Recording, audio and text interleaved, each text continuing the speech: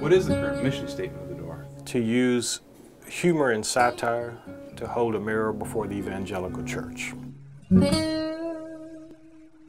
People are going to be canceling funeral services. Merciful God.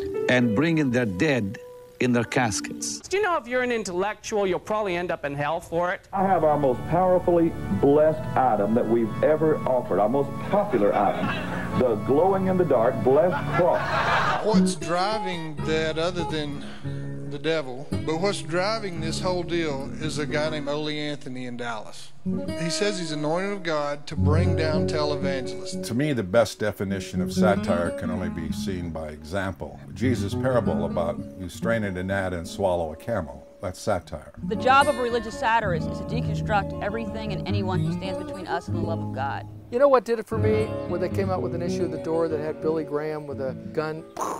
The people in leadership positions, with a few exceptions, just hate to be made fun of. I think a sense of humor should be part of the entry requirements for the kingdom of heaven. I love the saying that we have, and that is, if you don't like the magazine, give it to somebody that's smarter. You can be a believer, you can love God, and have a smart-ass sense of humor. I'm going to warn every Christian magazine, you are in danger.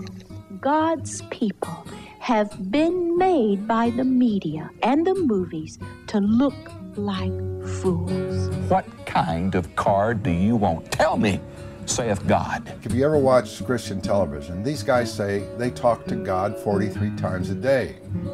And that's just a lie. They've confused their own ego with God's voice.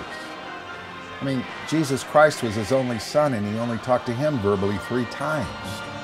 I still feel sad that's the view that a lot of non-Christians have of the church.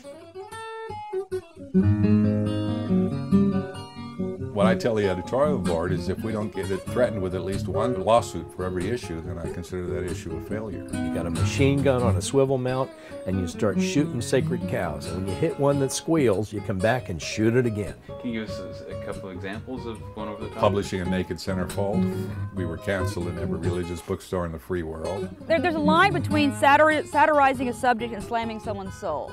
And one thing you have when you have a pen is the ability to give voice to the voiceless. When the magazine is firing on all cylinders, then there is a prophetic voice about the magazine's articles. I know that we are very important to some people, and it's worth doing it.